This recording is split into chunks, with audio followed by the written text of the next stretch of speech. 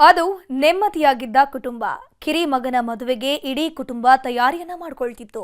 ಇಂತಹ ಹೊತ್ತಲ್ಲೇ ಮದುಮಗಳು ಹಾಕಿದ ಒಂದೇ ಒಂದು ಬಾಂಬ್ ಇಡೀ ಮನೆಯನ್ನೇ ಸರ್ವನಾಶ ಮಾಡಿದೆ.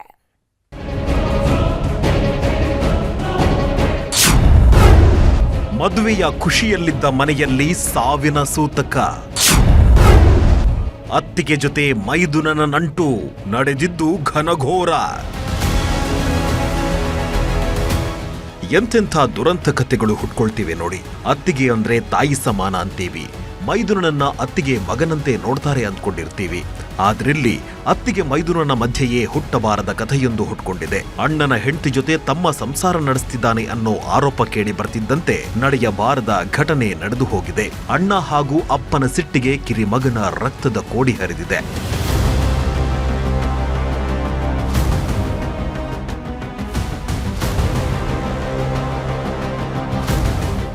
ವಾರದ ಹಿಂದಷ್ಟೇ ಇಡೀ ಕುಟುಂಬದಲ್ಲಿ ಸಂಭ್ರಮ ಮನೆ ಮಾಡಿತ್ತು. ಕಿರಿ ಮಗನ ಮದುವೆ ನಿಶ್ಚಯವಾಗಿದ್ರಿಂದ ಎಲ್ಲರೂ ಖುಷಿಯಾಗಿದ್ರು. ಇನ್ನೇನು ಮದುವೆಗೆ ಮುಹೂರ್ತ ಫಿಕ್ಸ್ ಮಾಡಬೇಕು ಅಂದ್ಕೊಳ್ತಿರೋ ಹೊತ್ತಲ್ಲೇ ನಡೆಯಬಾರದ ಘಟನೆ ನಡೆದು ಹೋಗಿದೆ.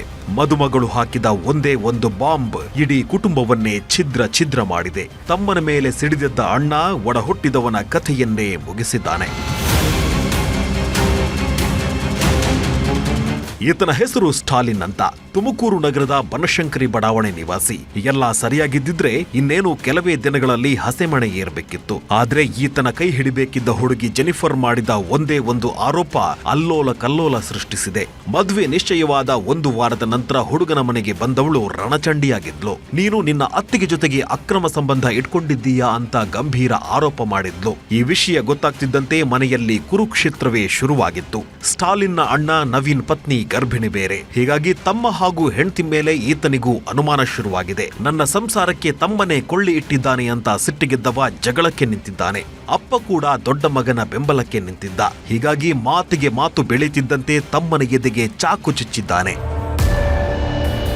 ರಕ್ತದ ಮಡುವಲ್ಲಿ ಬಿದ್ದ ಸ್ಟಾಲಿನ್ ಅನ್ನ ನೋಡ್ತಿದ್ದಂತೆ ಅಪ್ಪ ಮಗ ಕಂಗಾಲಾಗಿದ್ದಾರೆ. ಕೂಡಲೇ ಒಂದು ಕಥೆ ಕಟ್ಟಿದವರು ಮನೆಯಲ್ಲೇ ಕುಸಿದು ಬಿದ್ದಿದ್ದಾನೆ ಅಂತ ಸಿದ್ಧಗಂಗಾ ಆಸ್ಪತ್ರೆಗೆ ದಾಖಲಿಸಿದ್ರು. ಗಂಭೀರ ಗಾಯ ಆಗಿದ್ರಿಂದ 5 ದಿನ ಸಾವು ಬದುಕಿನ ಮಧ್ಯೆ ಹೋರಾಟ ನಡೆಸಿದವ ಕೊನೆಗೂ ಬದುಕುಳಿಯಲೇ ಇಲ್ಲ.